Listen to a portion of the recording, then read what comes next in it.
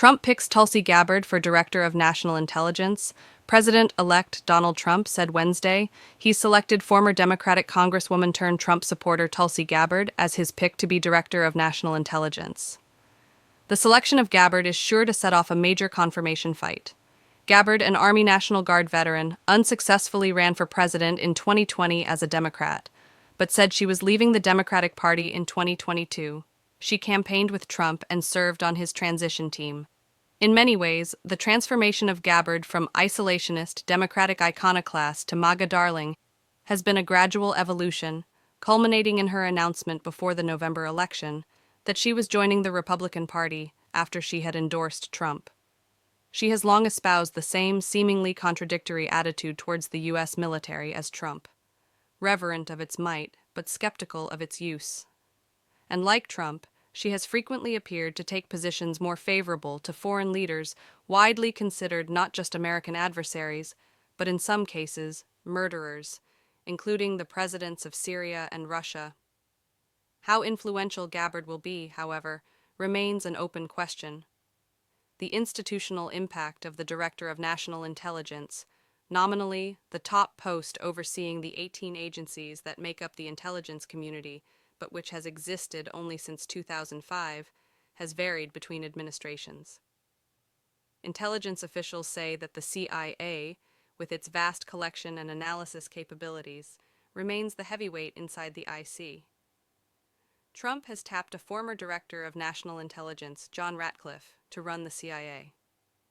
Trump praised Gabbard in a statement announcing her selection, saying, "I know Tulsi will bring the fearless spirit that has defined her illustrious career to our intelligence community, championing our constitutional rights and securing peace through strength." Gabbard helped Trump in his debate prep before his September debate with Vice President Kamala Harris.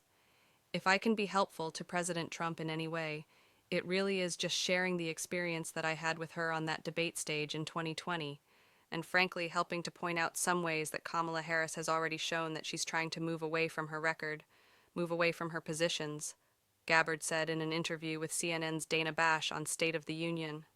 She has ties to Trump allies like Steve Bannon, who said in a statement to CNN, "I brought Colonel Gabbard to meet President-elect Trump in November 2016 for a role in the administration.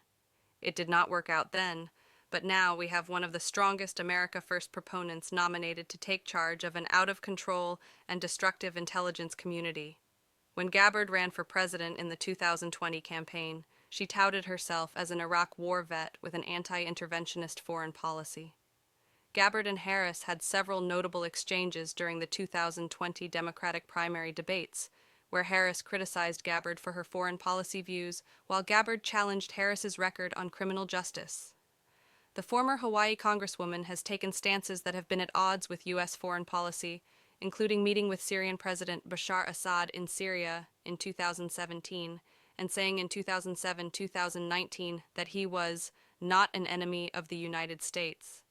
"When the opportunity arose to meet with him, I did so because I felt that it's important that if we profess to truly care about the Syrian people, about their suffering, then we've got to be able to meet with anyone that we need to if there is a possibility that we can achieve peace," she said after her 2017 meeting.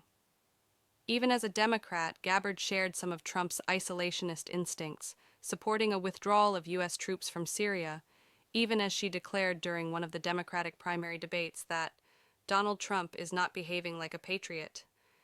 In early 2022, she parroted Russian President Vladimir Putin's rationale for its invasion of Ukraine, pinning the blame not on Moscow, but on the Biden administration's failure to acknowledge Russia's legitimate security concerns regarding Ukraine's becoming a member of NATO, a popular strain of thought in some right-wing circles.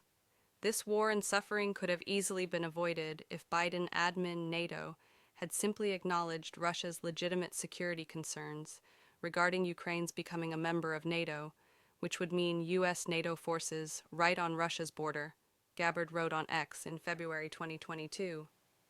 During Gabbard's presidential bid in the Democratic primary in 2019, Hillary Clinton suggested in an interview that the Russians were grooming her to run as a third-party candidate.